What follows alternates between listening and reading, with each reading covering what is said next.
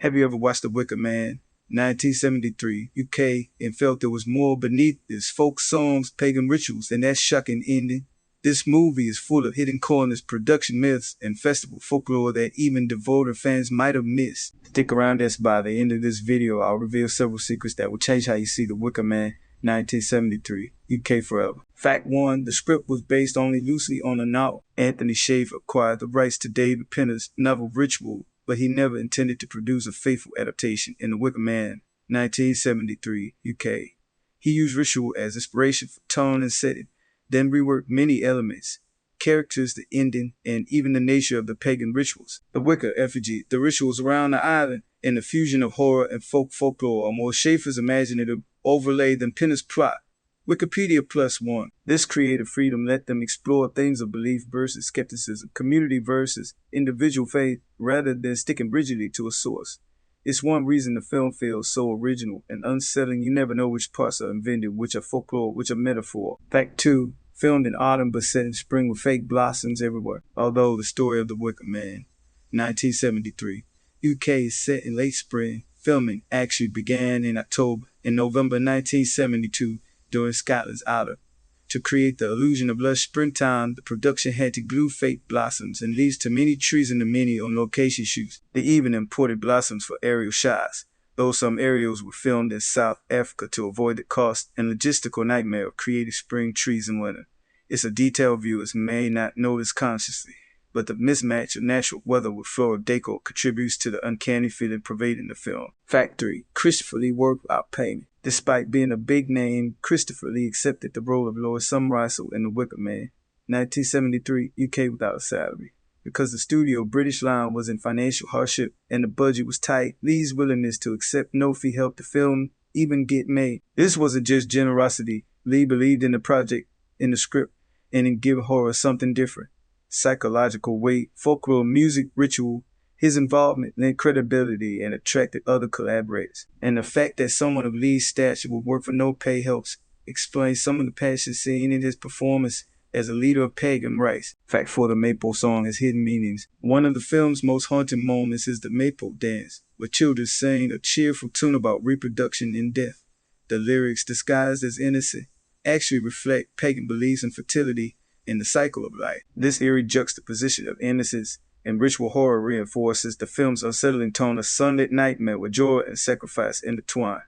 Many viewers didn't catch the dark meaning until rewatching, realizing the entire island was teaching children to accept death as natural, even holy. Fact 5. The final scene was terrifyingly real. The iconic burning scene in The Wicker Man, 1973, UK was filmed using a real 40-foot wicker structure. Edward Woodward, who played Sergeant Howie, stood inside the massive effigy as real flames rose around him. Those safety precautions were in place. The heat and smoke were genuine. Woodward later admitted he felt a primal fear during the shoot.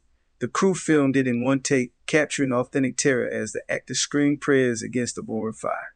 That raw realism makes the ending unforgettable and deeply disturbing. Fact 6. The music was a character of its own. The soundtrack of The Wicker Man, 1973. UK wasn't just background music, it was the soul of the film. Composer Paul Giovanni, working with the band Magnet, blended traditional British folk tunes with haunting original melodies. The songs were filled with old-world mysticism, referencing fertility, the sun, and the changing of the seasons. Giovanni recorded using authentic instruments like mandolins and pipes to capture the raw Scottish mood. The music serves as both comfort and warning, cheerful on the surface, but laced with dark undertones of ritual and death. Many viewers later realized that each song subtly foreshadows the final sacrifice, turning the film into a musical prophecy. Over time, the soundtrack gained cult status of its own, inspiring folk horror musicians for decades and helping define an entire subject known as folk horror. Fact 7. The setting was a patchwork of real villages. Although the film takes place on the fictional Summerisle, The Wicker Man, 1973, UK was shot across several Scottish locations. Villages like Plockton and Kirkcudbright were transformed into the eerie pagan island, with locals often appearing as extras. Director Robin Hardy wanted authenticity, so real pubs, churches, and harbors were used. The production faced harsh weather and unpredictable tides, giving the film's landscapes a rugged and haunted beauty. The choice to scatter filming locations mirrors the fragmented nature of the story reality and myth blurring together.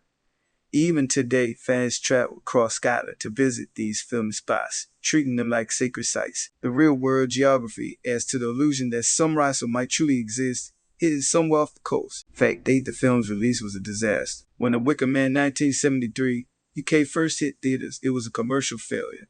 The studio didn't understand this strange mix of mystery, musical, and horror, so they barely promoted it. Many cinemas didn't know how to market it. Was it a thriller, a folktale, or satire? Worse, the film was paired as a B movie alongside Don't Look Now, even though both deserved top billing. Critics were puzzled, and audiences left unsure what they had just watched. But over time, word of mouth spread. Late-night screenings and VHS reissues turned it into a cult phenomenon. Fans realized it wasn't just horror, it was a philosophical fable about faith, nature, and sacrifice.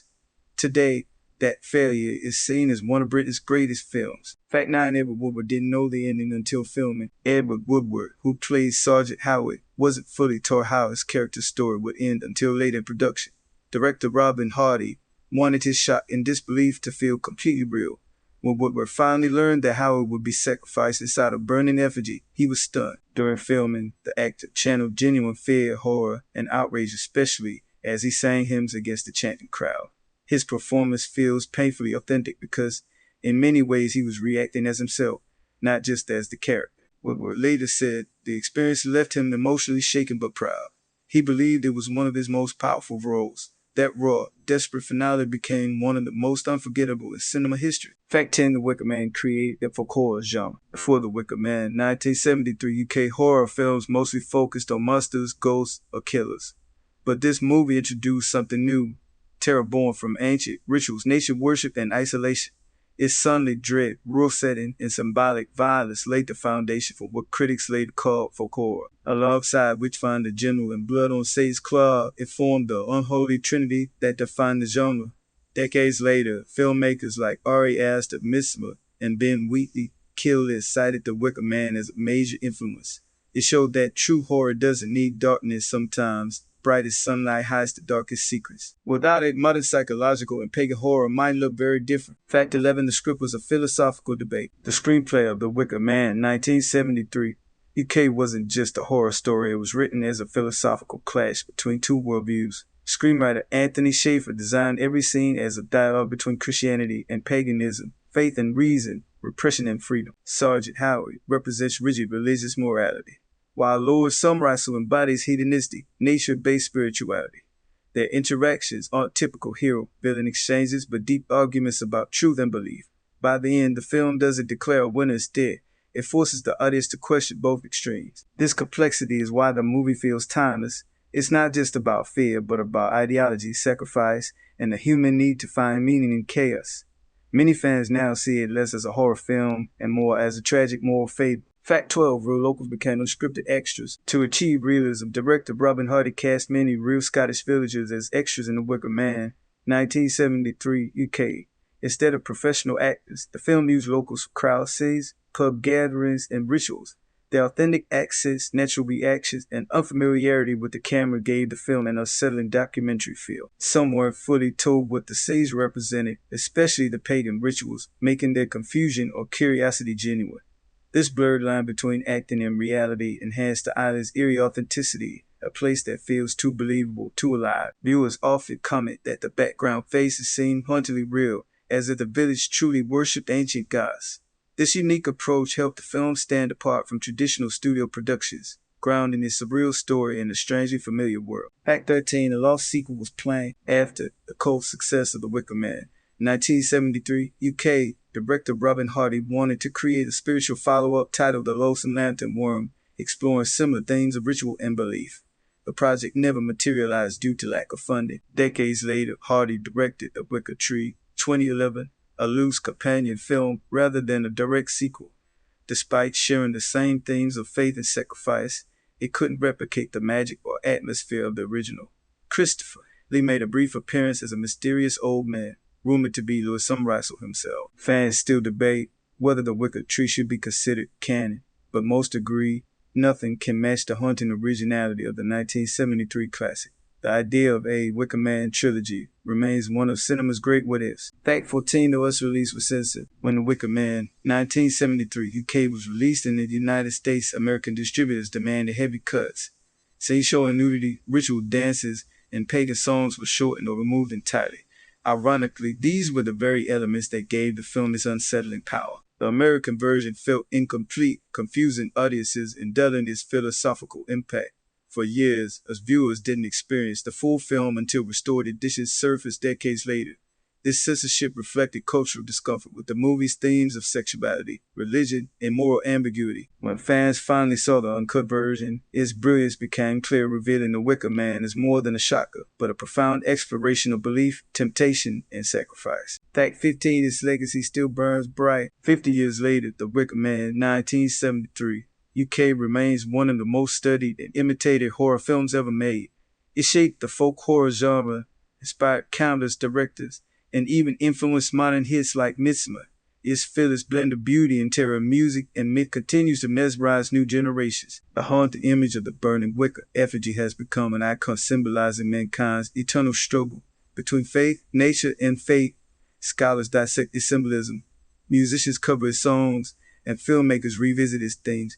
Few films manage to be so beautiful, so disturbing, and so timeless all at once. In the end, The Wicker Man is not just a movie, it's a ritual, a warning, and a masterpiece carved into the history of cinema. The Wicker Man, 1973. UK isn't just a horror film, it's a haunting tale of faith, fear, and sacrifice that still captivates audiences today. Its chilling finale and layered symbolism make it one of cinema's most enduring mysteries. What do you think? Were the villagers truly evil or simply devoted to their beliefs? Which moment shocked you the most? Share your thoughts in the comments and don't forget to like, share, and subscribe for more hidden truths behind classic films.